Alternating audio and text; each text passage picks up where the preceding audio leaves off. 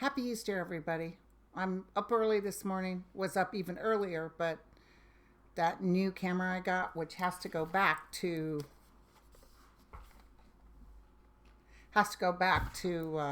Amazon because it was flickering. So I guess Mercury's retrograde. I don't really follow astrology that much, but sometimes I just listen to what they say. I do know the Saturn thing is real, though. I went through it myself. But I wanted on this Easter morning, first of all, thank you so much for all your input. And obviously, I have a long list of things to go through, and I really appreciate it. But in honor of Easter today, in the collectiveness of consciousness or the Christ consciousness, I call it, you can call it whatever you want. I was raised by atheists. They didn't say don't believe in God, but it wasn't something we discussed in the family. But I want to tell you that when I was about 8 years old, Christ came to me. And it wasn't a dream, it was an encounter. And it was pretty scary. But it was real. Because what it was later I found out in the books, The Life and Teachings of Masters of the Far East, that there's a sound. And I heard the sound, and it was almost like angels. But I'm going to turn this a little bit more this way. That's Lulu and Jack are eating their bones. In the Christ consciousness, or when they go to the other side, you know how there's masters that can actually dissipate and go like Christ did. There's a sound, and I thought it was angels, but now I know for a fact what it is vibration. When you go to the higher vibration, there's actually it's almost like a sound of angels all in one tone. It was profound. The colors were profound.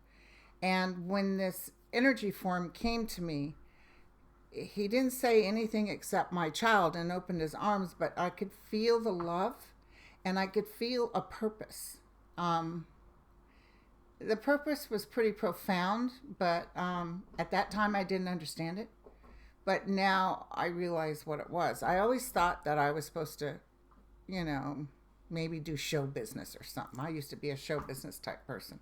That's why I did comedy. It was my bucket list when I got cancer.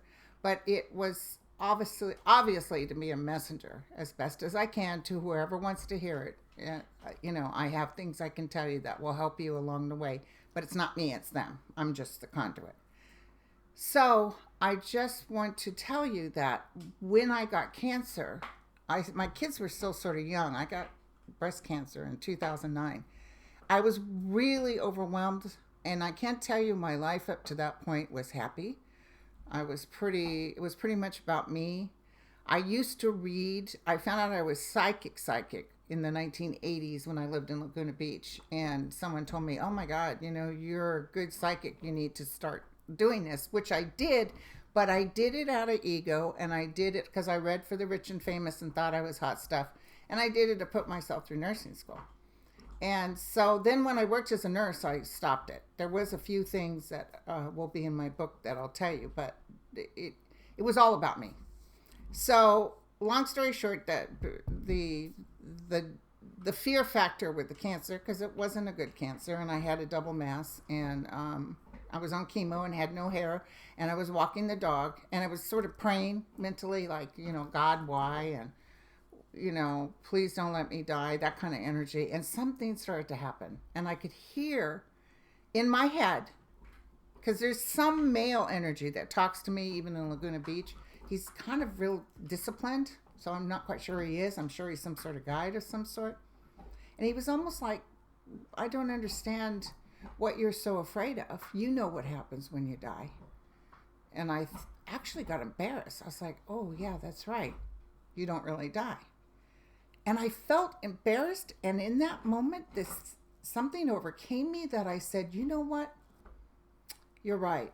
And I give my life. You tell me. I sort of said, Father, I am your handmaiden. You tell me. And something happened in that moment. It was like the trees started to move on top. We were walking down a path. I could hear a rumbling, and it wasn't like a wind rumbling because it was a quiet morning. But I could hear a rumbling, so I thought it was, the sheriffs or whoever, or the people that work in open space coming through with their trucks, because no ordinary traffic would be there. So I start to move the dog to the side, waiting for someone to come through because the trees are moving on the top and you could see the path. And this gust happened and came upon me and this dog. And by the way, the dog was never the type to stop. It's like, what the hell are you stopping for? Let's keep moving. This thing hit me, like through us, both me and the dog. And I heard as clear as day in my mind, thy will be done. And it was so overwhelming. It was like I got shot with epinephrine times 10.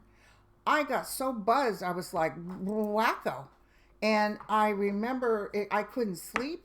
I couldn't eat for like 2 days. And I was like, whoa. I thought if I touch a socket, I could blow it. I was just overwhelmed. So there's probably a word for this. I don't know what it was. But also the smell of the earth, like that fresh smell of earth when the rain comes, was on my hands. I couldn't get rid of it. I washed and washed and washed. And the smell would not leave. So, I didn't know how to express this to anybody. I didn't know how to tell anybody. But at that time, I started working in a little shop called Angel Heart for You in Benicia. And, I just, no hair, sitting there, just people coming in off the streets, And when I never, in my readings, even when I was reading for the rich and famous, but by the way, when I was doing that was all ego-based. And my readings were not as accurate because it was all ego-based. It wasn't about tapping into the actual consciousness. It was whatever I needed to say to make it work. So this woman was in front of me, and this man came through the wall at Angel Heart, literally, psychically came through the wall. He was tall with blue eyes and a beard and motorcycle boots, and I'll never forget him as long as I live. He came through the wall and he looked at me, and I start describing him to the woman. So she starts crying hysterical. That's my son.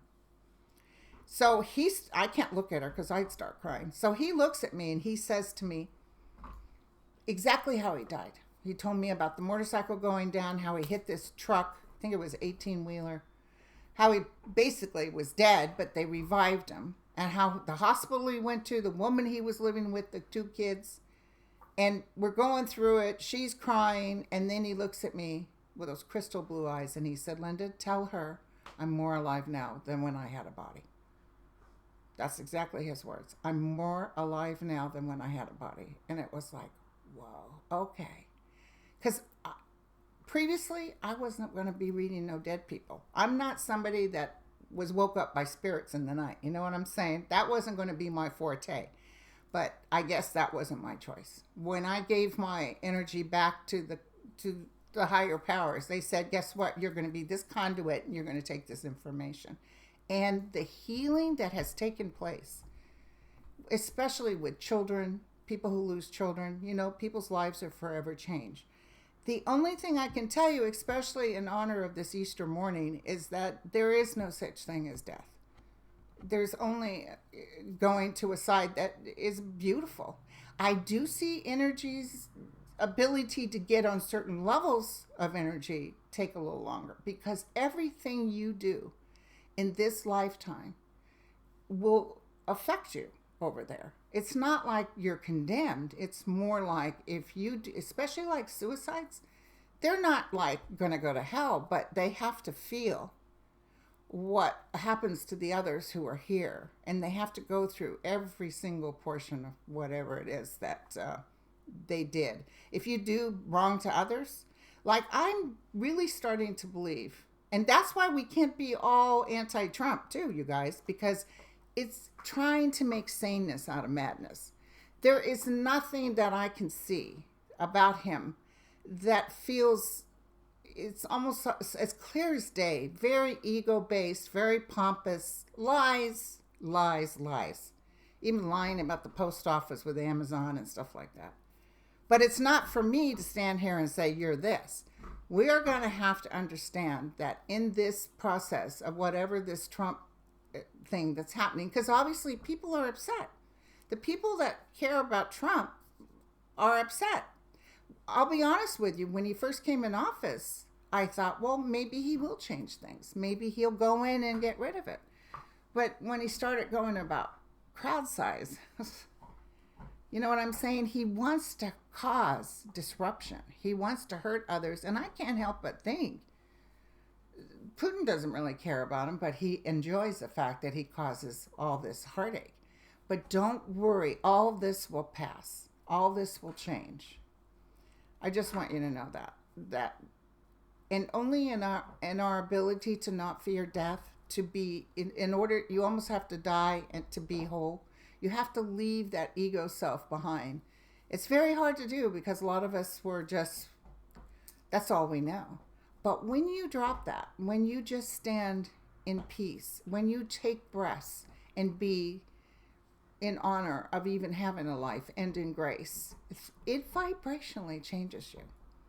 You know, you can't be something that you're not able to even pretend with in your head. People look at things and say, well, I want that, but they can't create it because they don't understand the feeling, or they don't, so this process of going through what I'm going through now is all part of this game plan that I was supposed to do, that I found out when I was 8 years old.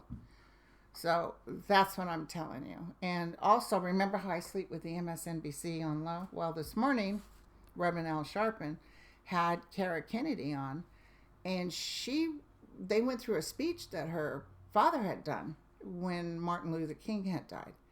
And it was interesting because cities were telling Robert Kennedy, well, forget civil rights, because we tried starting that and look at, there's riots in the street. It's causing nothing but chaos. And he said, well, you also have to understand that the people who are rioting came from chaos and from violence.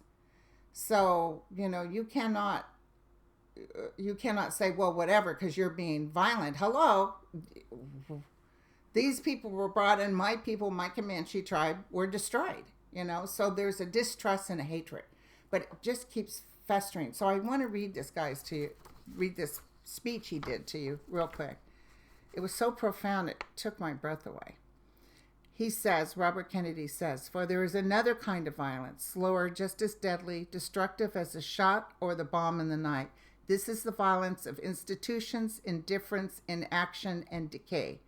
This is the violence that afflicts the poor, that poisons relations between men because of their skin has different colors. This is the slow destruction of a child by hunger, and schools without books, and homes without heat in the winter. This is the breaking of the man's spirit by denying him the chance to stand as a father and as a man amongst other men. And this too affects us all. For when you teach a man to hate and to fear his brother, when you teach that he is lesser a man because of his color or his beliefs or his policies that he pursues, when you teach those who differ from you, threaten your freedom or your job or your home or your family, then you also learn to confront others not as fellow citizens, but as enemies, to be met not with cooperation, but with conquest, to be subjugated and to be mastered. We learn at last to look at our brothers as aliens, alien men with whom we share a city, but not a community, men bound to us in common dwelling, but not in common effort. We learn to share only common fear, only a common desire to retreat from each other, only a common impulse to meet disagreement with force. For all this, there is no final answer. For those of us who are American citizens, yet we know that we must do, that is to achieve true justice among all our fellow citizens. The question is not what programs we should seek to enact. The question is whether we can find in our own midst and in our own hearts the leadership of human purpose that will recognize the terrible truths of our existence. I get verklempt reading it. We must admit that the vanity of our false distinctions, the false distinctions among men, and learn to find our own advancement in search for the advancement of all. We must admit to ourselves that our children's future cannot be built on the misfortune of another. We must recognize that this short life can neither be ennobled or enriched by hatred or by revenge. Our lives on this planet are too short. The work to be done is too great to let the spirit flourish any longer in this land of ours. Let the spirit, flourish any longer in this land of ours. Of course, we cannot banish it with a program, nor with a resolution. But we can perhaps remember, if only for a time, that those who live with us are are our brothers, that they share with us the same short moment of life, that they seek as we do, nothing but the chance to live out our lives in purpose and in happiness, winning what satisfaction and fulfillment that they can. Surely this bond of common fate, surely this bond of common goals can begin to teach us something. Surely we can learn, at the least, to look around at those of us, of our fellow man, and we can begin to work a little harder to bind up the wounds among us and to become, in our hearts, brothers and countrymen once again. Tennyson wrote in Ulysses, "That which we are, one equal temper of heroic hearts, made weak by time and fate, but strong in will, to strive, to seek, to find, and not to yield." Oh my God, it was so cool. So sorry, I'm getting verklempt. Robert Kennedy, 50 years ago. It's the violence speech, and I just want to end on that. I also want to tell you that I'm sorry about the sound issue. A lot of you guys were asking what happened to the pilot that I read. I just went blank on her name. Amelia Earhart.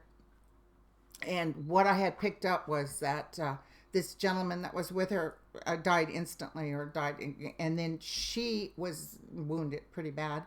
She didn't live that long. She wasn't living on the island. I felt she was pretty sick. She might even got infected. I felt couldn't get food, very thirsty. So it was sort of a tough ending, but she's in a beautiful spot right now. Okay, so God bless everybody, and happy Easter. And I'll be back with your requests. And I hope I didn't waste your time with this video. Thank you very much. Bye-bye.